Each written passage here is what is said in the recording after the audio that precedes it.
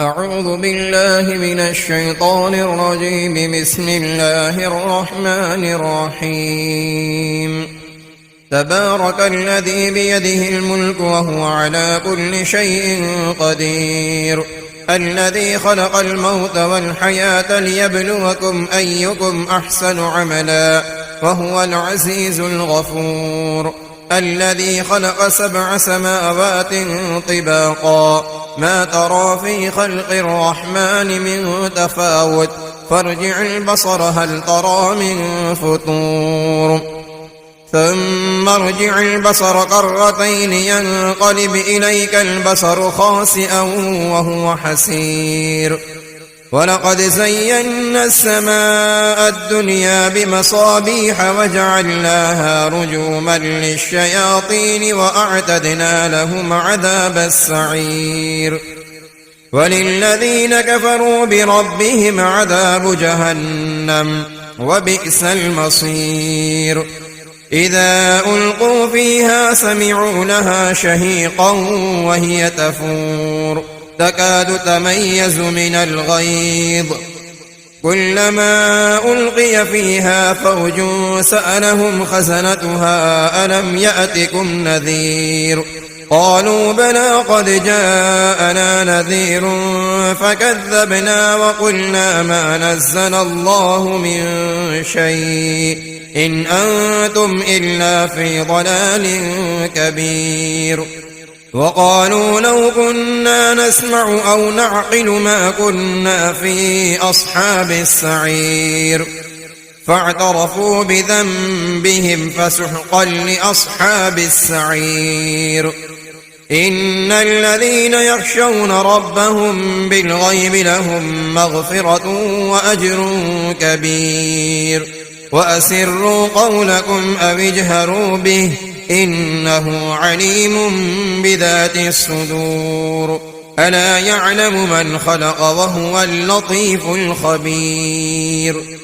هو الذي جعل لكم الأرض ذلولا فامشوا في مناكبها وكلوا من رزقه وإليه النشور. أأمنتم من في السماء أن يخسف بكم الأرض فإذا هي تمور، أم أمنتم من في السماء أن يرسل عليكم حاصبا فستعلمون كيف نذير، ولقد كذب الذين من قبلهم فكيف كان نكير. أولم يروا إلى الطير فوقهم صافات ويقبضن ما يمسكهن إلا الرحمن إنه بكل شيء بصير.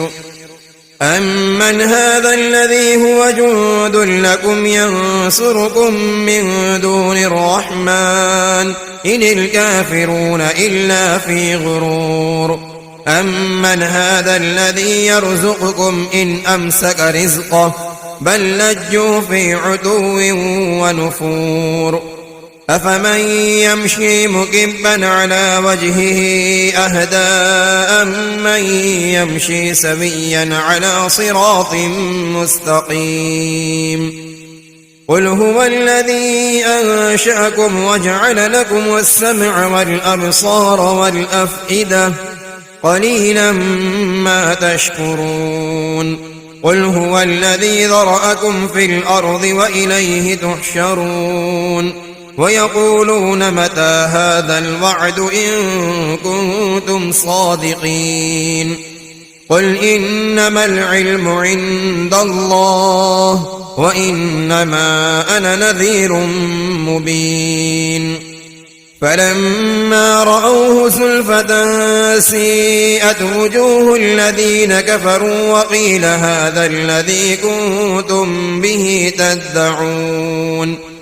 قل أرأيتم إن أهلكني الله ومن معي أو رحمنا فمن يجير الكافرين من عذاب أليم.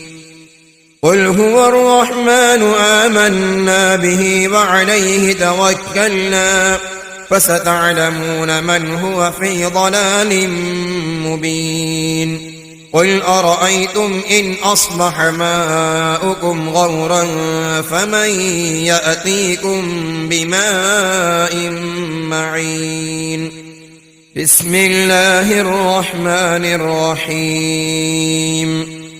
نون والقلم وما يسطرون. ما أنت بنعمة ربك بمجنون وإن لك لأجرا غير ممنون وإنك لعلى خلق عظيم.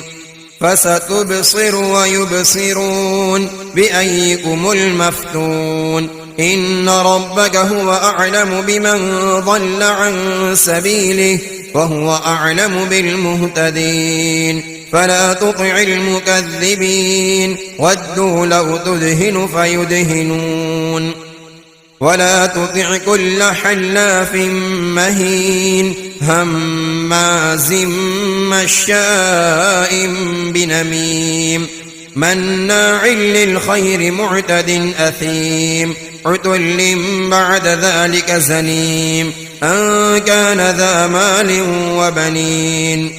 إذا تتلى عليه آياتنا قال أساطير الأولين سنسمه على الخرطوم. إنا بلوناهم كما بلونا أصحاب الجنة إذ أقسموا ليصرمنها مصبحين ولا يستثنون. فطاف عليها طائف من ربك وهم نائمون فأصبحت كالصريم. فتنادوا مصبحين أن اغدوا على حرثكم إن كنتم صارمين. فانطلقوا وهم يتخافتون ألا يدخلنها اليوم عليكم مسكين وغدوا على حرد قادرين. فلما رأوها قالوا إنا لضالون بل نحن محرومون. قال أوسطهم ألم أقل لكم لولا تسبحون. قالوا سبحان ربنا إنا كنا ظالمين. فأقبل بعضهم على بعض يتلاومون قالوا يا ويلنا إنا كنا طاغين عسى ربنا أن يبدلنا خيرا منها إنا إلى ربنا راغبون. كذلك العذاب ولعذاب الآخرة أكبر لو كانوا يعلمون. إن للمتقين عند ربهم جنات النعيم. أفنجعل المسلمين كالمجرمين ما لكم كيف تحكمون. أم لكم كتاب فيه تدرسون إن لكم فيه لما تخيرون. أم لكم أيمان علينا بالغة إلى يوم القيامة إن لكم لما تحكمون. سلهم أيهم بذلك زعيم. أم لهم شركاء فليأتوا بشركائهم إن كانوا صادقين. يوم يكشف عن ساق ويدعون إلى السجود فلا يستطيعون. خاشعة أبصارهم ترهقهم ذلة وقد كانوا يدعون إلى السجود وهم سالمون. فذرني ومن يكذب بهذا الحديث سنستدرجهم من حيث لا يعلمون وأملي لهم إن كيدي متين. أم تسألهم أجرا فهم من مغرم مثقلون أم عندهم الغيب فهم يكتبون. فاصبر لحكم ربك ولا تكن كصاحب الحوت إذ نادى وهو مكذوم لولا أن تداركه نعمة من ربه لنبذ بالعراء وهو مذموم فاجتباه ربه فجعله من الصالحين. وإن يكاد الذين كفروا ليزلقونك بأبصارهم لما سمعوا الذكر ويقولون إنه لمجنون وما هو إلا ذكر للعالمين. بسم الله الرحمن الرحيم. الحاقة ما الحاقة وما أدراك ما الحاقة كذبت ثمود وعاد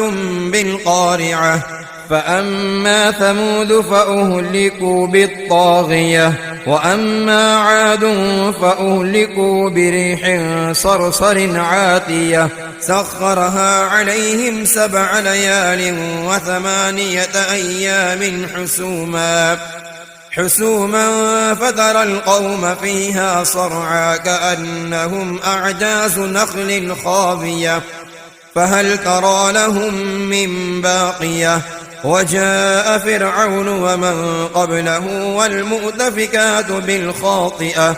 فعصوا رسول ربهم فأخذهم أخذة رابية إنا لما طغى الماء حملناكم في الجارية لنجعلها لكم تذكرة وتعيها أذن واعية فإذا نفخ في الصور نفخة واحدة وحملت الأرض والجبال فدكتا دكة واحدة فيومئذ وقعت الواقعة وانشقت السماء فهي يومئذ واهية والملك على أرجائها ويحمل عرش ربك فوقهم يومئذ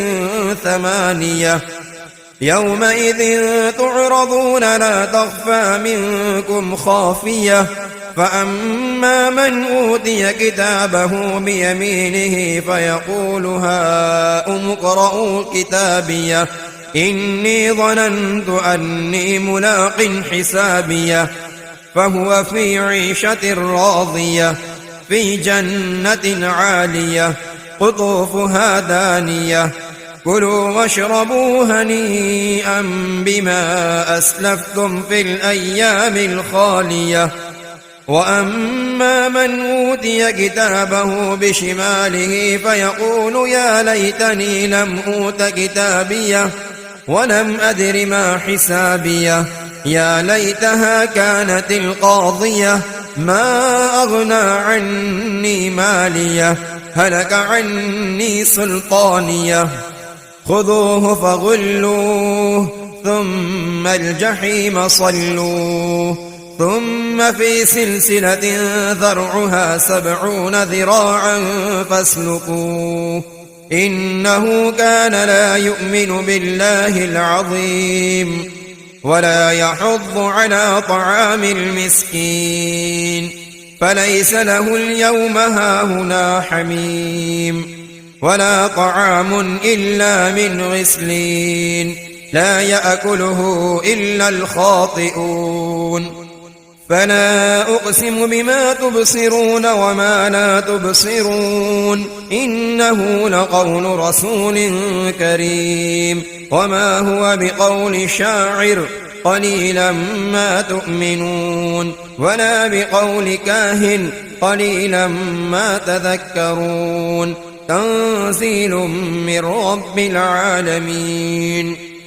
ولو تقول علينا بعض الأقاويل لأخذنا منه باليمين ثم لقطعنا منه الوتين فما منكم من أحد عنه حاجزين وإنه لتذكرة للمتقين وإنا لنعلم أن منكم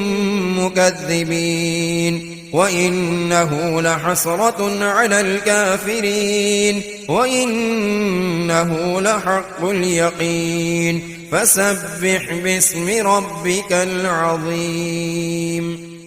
بسم الله الرحمن الرحيم. سأل سائل بعذاب واقع للكافرين ليس له دافع من الله ذي المعارج تعرج الملائكة والروح إليه في يوم كان مقداره 50,000 سنة فاصبر صبرا جميلا إنهم يرونه بعيدا ونراه قريبا يوم تكون السماء كالمهل وتكون الجبال كالعهن ولا يسأل حميم حميما يبصرونهم يود المجرم لو يفتدي من عذاب يومئذ ببنيه وصاحبته وأخيه وفصيلته التي تؤويه ومن في الأرض جميعا ثم ينجيه كلا إنها لظى نزاعة للشوى تدعو من أدبر وتولى وجمع فأوعى إن الإنسان خلق هلوعا إذا مسه الشر جزوعا وإذا مسه الخير منوعا إلا المصلين الذين هم على صلاتهم دائمون والذين في أموالهم حق معلوم للسائل والمحروم والذين يصدقون بيوم الدين والذين هم من عذاب ربهم مشفقون إن عذاب ربهم غير مأمون والذين هم لفروجهم حافظون إلا على أزواجهم أو ما ملكت أيمانهم فإنهم غير ملومين فمن ابتغى وراء ذلك فأولئك هم العادون والذين هم لأماناتهم وعهدهم راعون والذين هم بشهاداتهم قائمون والذين هم على صلاتهم يحافظون أولئك في جنات مكرمون فما للذين كفروا قبلك مهطعين عن اليمين وعن الشمال عزين أيطمع كل امرئ منهم أن يدخل جنة نعيم كلا إنا خلقناهم مما يعلمون فلا أقسم برب المشارق والمغارب إنا لقادرون على أن نبدل خيرا منهم وما نحن بمسبوقين فذرهم يخوضوا ويلعبوا حتى يلاقوا يومهم الذي يوعدون يوم يخرجون من الأجداث سراعا كأنهم إلى نصب يوفضون خاشعة أبصارهم ترهقهم ذلة ذلك اليوم الذي كانوا يوعدون بسم الله الرحمن الرحيم إنا أرسلنا نوحا إلى قومه أن أنذر قومك من قبل أن يأتيهم عذاب أليم قال يا قوم إني لكم نذير مبين أن اعبدوا الله واتقوه وأطيعون يغفر لكم من ذنوبكم ويؤخركم إلى أجل مسمى إن أجل الله إذا جاء لا يؤخر لو كنتم تعلمون قال رب إني دعوت قومي ليلا ونهارا فلم يزدهم دعائي إلا فرارا وإني كلما دعوتهم لتغفر لهم جعلوا أصابعهم في آذانهم واستغشوا ثيابهم وأصروا واستكبروا استكبارا ثم إني دعوتهم جهارا ثم إني أعلنت لهم وأسررت لهم إسرارا فقلت استغفروا ربكم إنه كان غفارا يرسل السماء عليكم مدرارا ويمددكم بأموال وبنين ويجعل لكم جنات ويجعل لكم أنهارا ما لكم لا ترجون لله وقارا وقد خلقكم أطوارا ألم تروا كيف خلق الله 7 سماوات طباقا وجعل القمر فيهن نورا وجعل الشمس سراجا والله أنبتكم من الأرض نباتا ثم يعيدكم فيها ويخرجكم إخراجا والله جعل لكم الأرض بساطا لتسلكوا منها سبلا فجاجا قال نوح رب إنهم عصوني واتبعوا من لم يزده ماله وولده إلا خسارا ومكروا مكرا كبارا وقالوا لا تذرن آلهتكم ولا تذرن ودا ولا سواعا ولا يغوث ويعوق ونصرا وقد أضلوا كثيرا ولا تزد الظالمين إلا ضلالا مما خطيئاتهم أغرقوا فأدخلوا نارا فلم يجدوا لهم من دون الله أنصارا وقال نوح رب لا تذر على الأرض من الكافرين ديارا إنك إن تذرهم يضلوا عبادك ولا يلدوا إلا فاجرا كفارا رب اغفر لي ولوالدي ولمن دخل بيتي مؤمنا وللمؤمنين والمؤمنات ولا تزد الظالمين إلا تبارا بسم الله الرحمن الرحيم قل أوحي إلي أنه استمع نفر من الجن فقالوا إنا سمعنا قرآنا عجبا يهدي إلى الرشد فآمنا به ولن نشرك بربنا أحدا وأنه تعالى جد ربنا ما اتخذ صاحبة ولا ولدا وأنه كان يقول سفيهنا على الله شططا وأنا ظننا أن لن تقول الإنس والجن على الله كذبا وأنه كان رجال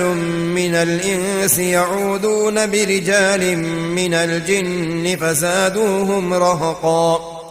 وأنهم ظنوا كما ظننتم أن لن يبعث الله أحدا وأنا لمسنا السماء فوجدناها ملئت حرسا شديدا وشهبا وأنا كنا نقعد منها مقاعد للسمع فمن يستمع الآن يجد له شهابا رصدا وأنا لا ندري أشر أريد بمن في الأرض أم أراد بهم ربهم رشدا وأنا منا الصالحون ومنا دون ذلك كنا طرائق قددا وأنا ظننا أن لن نعجز الله في الأرض ولن نعجزه هربا وأنا لما سمعنا الهدى آمنا به فمن يؤمن بربه فلا يخاف بخسا ولا رهقا وأنا منا المسلمون ومنا القاسطون فمن أسلم فأولئك تحوروا رشدا وأما القاسطون فكانوا لجهنم حطبا وأن لو استقاموا على الطريقة لأسقيناهم ماء غدقا لنفتنهم فيه ومن يعرض عن ذكر ربه يسلكه عذابا صعدا وأن المساجد لله فلا تدعوا مع الله أحدا وأنه لما قام عبد الله يدعوه كادوا يكونون عليه لبدا قل إنما أدعو ربي ولا أشرك به أحدا قل إني لا أملك لكم ضرا ولا رشدا قل إني لن يجيرني من الله أحد ولن أجد من دونه ملتحدا إلا بلاغا من الله ورسالاته ومن يعص الله ورسوله فإن له نار جهنم خالدين فيها أبدا حتى إذا رأوا ما يوعدون فسيعلمون من أضعف ناصرا وأقل عددا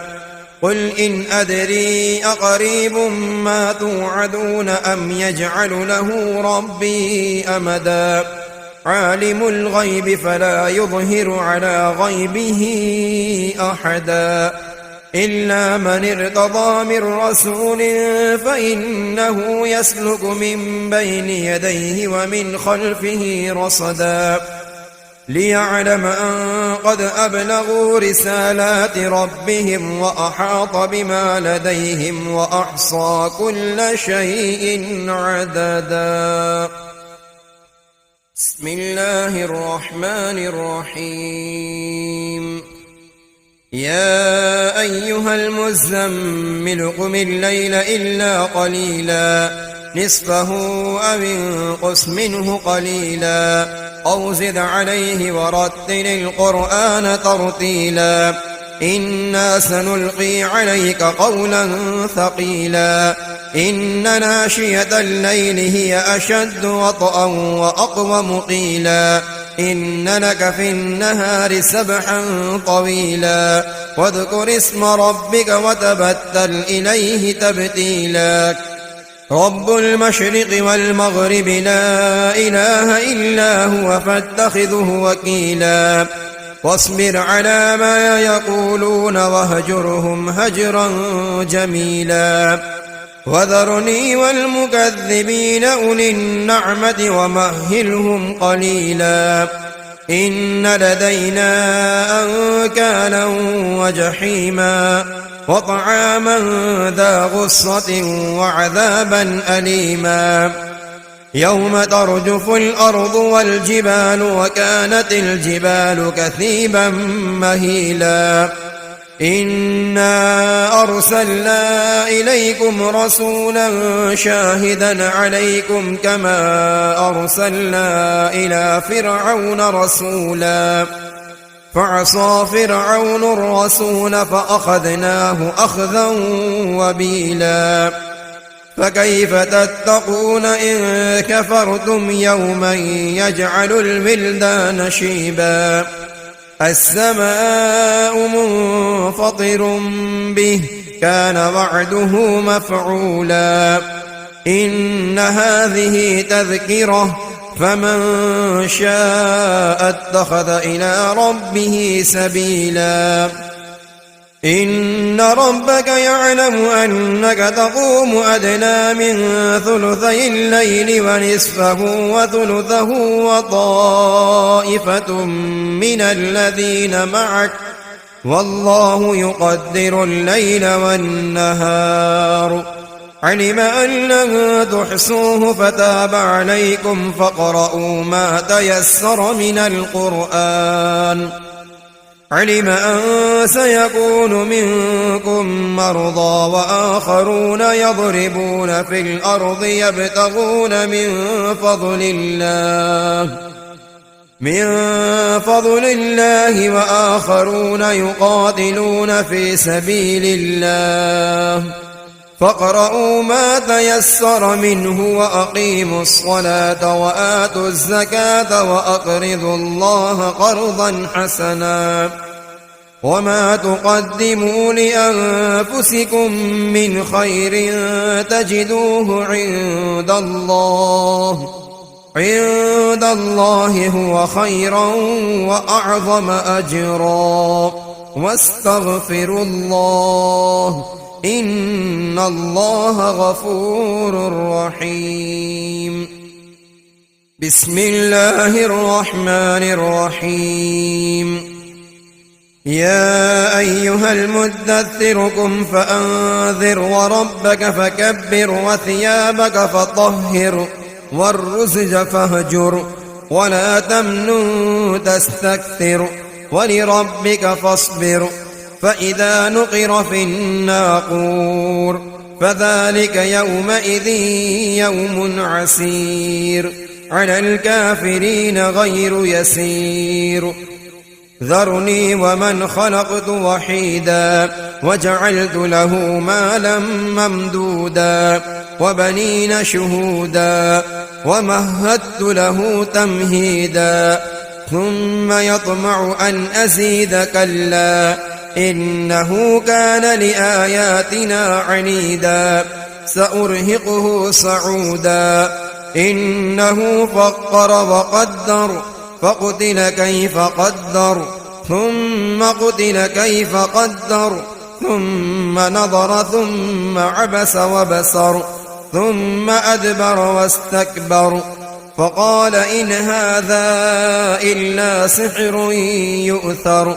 إن هذا إلا قول البشر سأصليه سقر وما أدراك ما سقر لا تبقي ولا تذر لواحة للبشر عليها 19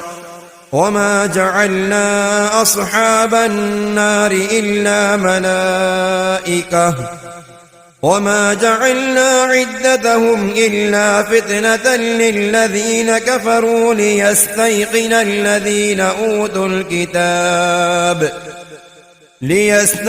الذين أوتوا الكتاب ويزداد الذين آمنوا إيمانا ولا يرتاب الذين أوتوا الكتاب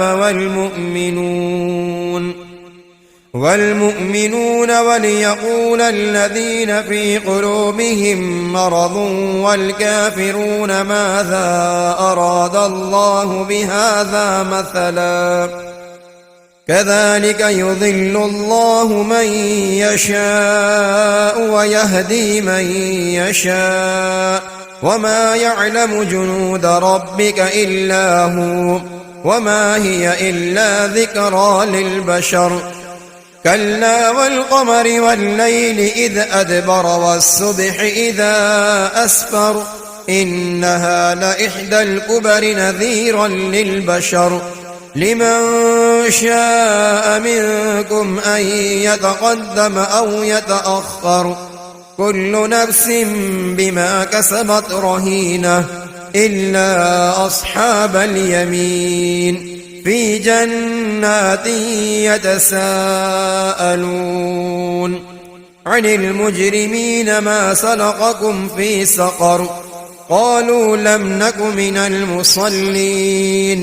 ولم نك نطعم المسكين وكنا نخوض مع الخائضين وكنا نكذب بيوم الدين حتى أتانا اليقين فما تنفعهم شفاعة الشافعين فما لهم عن التذكرة معرضين كأنهم حمر مستنفرة فرت من قسورة بل يريد كل امرئ منهم أن يؤتى صحفا منشرة كلا بل لا يخافون الآخرة كلا إنه تذكرة فمن شاء ذكره وما يذكرون إلا أن يشاء الله هو أهل التقوى وأهل المغفرة. بسم الله الرحمن الرحيم. لا أقسم بيوم القيامة ولا أقسم بالنفس اللوامة أيحسب الإنسان أن لن نجمع عظامه بلى قادرين على أن نسوي بنانه بل يريد الإنسان ليفجر أمامه يسأل أيان يوم القيامة فإذا برق البصر وخسف القمر وجمع الشمس والقمر يقول الإنسان يومئذ أين المفر كلا لا وزر إلى ربك يومئذ المستقر ينبأ الإنسان يومئذ بما قدم وأخر بل الإنسان على نفسه بصيرة ولو ألقى معاذيره لا تحرك به لسانك لتعجل به إن علينا جمعه وقرآنه فإذا قرأناه فاتبع قرآنه ثم إن علينا بيانه كلا بل تحبون العاجلة وتذرون الآخرة وجوه يومئذ ناظرة إلى ربها ناظرة ووجوه يومئذ باسرة تظن أن يفعل بها فاقرة كلا إذا بلغت التراقي وقيل من راق وظن أنه الفراق والتفت الساق بالساق إلى ربك يومئذ المساق فلا صدق ولا صلى ولكن كذب وتولى ثم ذهب إلى أهله يتمطى أولى لك فأولى ثم أولى لك فأولى أيحسب الإنسان أن يترك سدى ألم يك نطفة من مني يمنى ثم كان علقة فخلق فسوى فجعل منه الزوجين الذكر والأنثى أليس ذلك بقادر على أن يحيي الموتى بسم الله الرحمن الرحيم هل أتى على الإنسان حين من الدهر لم يكن شيئا مذكورا إنا خلقنا الإنسان من نطفة أمشاج نبتليه فجعلناه سميعا بصيرا إنا هديناه السبيل إما شاكرا وإما كفورا إنا أعتدنا للكافرين سلاسل وأغلالا وسعيرا إن الأبرار يشربون من كأس كان مزاجها كافورا عينا يشرب بها عباد الله يفجرونها تفجيرا يوفون بالنذر ويخافون يوما كان شره مستطيرا ويطعمون الطعام على حبه مسكينا ويتيما وأسيرا إنما نطعمكم لوجه الله لا نريد منكم جزاء ولا شكورا إنا نخاف من ربنا يوما عبوسا قمطريرا فوقاهم الله شر ذلك اليوم ولقاهم نضرة وسرورا وجزاهم بما صبروا جنة وحريرا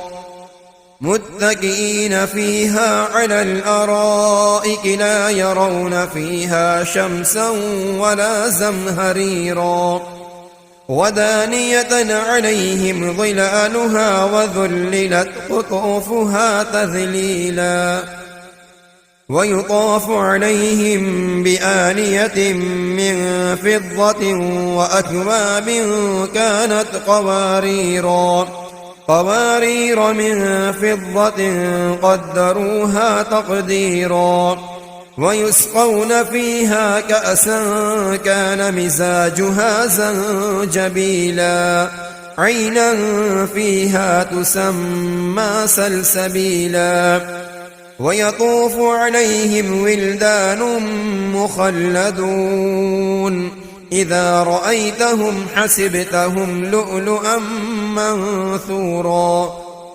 وإذا رأيت ثم رأيت نعيما وملكا كبيرا عاليهم ثياب سندس خضر واستبرق وحلوا أسابر من فضة وسقاهم ربهم شرابا طهورا إن هذا كان لكم جزاء وكان سعيكم مشكورا إنا نحن نزلنا عليك القرآن تنزيلا فاصبر لحكم ربك ولا تطع منهم آثما أو كفورا واذكر اسم ربك بكرة وأصيلا ومن الليل فاسجد له وسبحه ليلا طويلا إن هؤلاء يحبون العاجلة ويذرون وراءهم يوما ثقيلا نحن خلقناهم وشددنا أسرهم وإذا شئنا بدلنا أمثالهم تبديلا إن هذه تذكرة فمن شاء اتخذ إلى ربه سبيلا وما تشاءون إلا أن يشاء الله إن الله كان عليما حكيما يدخل من يشاء في رحمته والظالمين أعد لهم عذابا أليما بسم الله الرحمن الرحيم والمرسلات عرفا فالعاصفات عصفا والناشرات نشرا فالفارقات فرقا فالملقيات ذكرا عذرا أو نذرا إنما توعدون لواقع فإذا النجوم طمست وإذا السماء فرجت وإذا الجبال نسفت وإذا الرسل أقتت لأي يوم أجلت ليوم الفصل وما أدراك ما يوم الفصل ويل يومئذ للمكذبين ألم نهلك الأولين ثم نتبعهم الآخرين كذلك نفعل بالمجرمين ويل يومئذ للمكذبين ألم نخلقكم من ماء مهين فجعلناه في قرار مكين إلى قدر معلوم فقدرنا فنعم القادرون ويل يومئذ للمكذبين ألم نجعل الأرض كفاتا أحياء وأمواتا وجعلنا فيها رواسي شامخات وأسقيناكم ماء فراتا ويل يومئذ للمكذبين انطلقوا إلى ما كنتم به تكذبون انطلقوا إلى ظل ذي 3 شعب لا ظليل ولا يغني من اللهب إنها ترمي بشرر كالقصر كأنه جمالة صفر ويل يومئذ للمكذبين هذا يوم لا ينطقون ولا يؤذن لهم فيعتذرون ويل يومئذ للمكذبين هذا يوم الفصل جمعناكم والأولين فإن كان لكم كيد فكيدون ويل يومئذ للمكذبين إن المتقين في ظلال وعيون وفواكه مما يشتهون كلوا واشربوا هنيئا بما كنتم تعملون إنا كذلك نجزي المحسنين ويل يومئذ للمكذبين كلوا وتمتعوا قليلا إنكم مجرمون ويل يومئذ للمكذبين وإذا قيل لهم اركعوا لا يركعون ويل يومئذ للمكذبين فبأي حديث بعده يؤمنون